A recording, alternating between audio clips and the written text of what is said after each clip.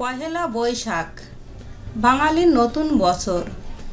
এই দিনটা আমরা সকলেই খুব আনন্দের মধ্যে দিয়ে কাটাতে চাই। আবার অনেকে মনে করেন যে এই দিন জীবনে কিছু শুভ ঘটলে গোটা বছরটা ভালো কাটবে। যদি বিগত বছর আপনার জীবনে কিছু খারাপ ঘটে থাকে বা আপনি যদি অর্থকষ্ট পেয়ে থাকেন, তবে এই বছর পহেলা বৈশাখের দিনে কিছু নিয়ম পালন করলে গোটা বছরটাই আপনার খুব মঙ্গলময় ও ভালো কাটবে।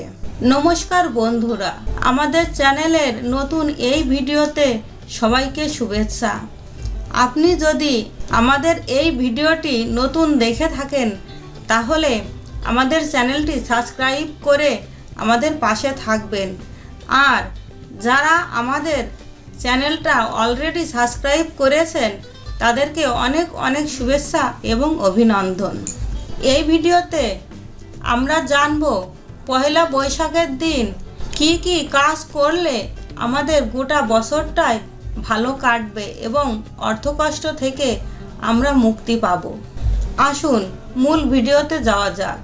পহেলা বৈশাখের দিন বাজার থেকে 5টি কড়ি কিনে আনুন এবং সেই কড়িগুলিকে লক্ষ্মী দেবীর ঘটের উপর রেখে দিন।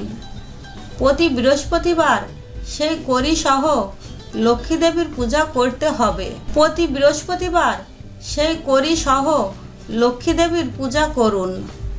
এর ফলে মা লক্ষ্মী খুবই প্রসন্ন হবেন। এতে আপনার সংসারে শ্রীবৃদ্ধি ঘটবে, আর্থিক অনটন থেকে মুক্তি পাবেন। পহেলা বৈশাখের দিনে একটি কালো সুতা বা কালো কার ছেলেদের ডান হাতে ও মেয়েদের বাম হাতে বেঁধে দিন। এতে গুপ্ত শত্রুর হাত থেকে মুক্তি ও শনিদেবের কুপ্রভাব থেকে অনেকটা মুক্তি পাবেন। শারীরিক অসুস্থতা যদি থেকে থাকে, তাহলে তা থেকে ধীরে ধীরে মুক্তি পাবেন। ঠিক এইভাবে হলুদ সুতা বাঁধলে বৃহস্পতি গ্রহের ভালো ফল পাওয়া যায় এবং মা লক্ষ্মীর কৃপা লাভ করা যায়। এই পয়লা বৈশাখের দিনে বাড়িতে আনুন ধনকুবেরের মূর্তি বা ধনকুবেরের যন্ত্র। তা স্থাপন করুন ঠাকুরের আসনে। এতে জীবনে আর্থিক সমস্যা থেকে মুক্তি ও আর্থিক দিকে প্রচুর উন্নতি লক্ষ্য করতে পারবেন। পয়লা বৈশাখের দিনে ঘরের দরজার সামনে গণেশের মূর্তি স্থাপন করুন।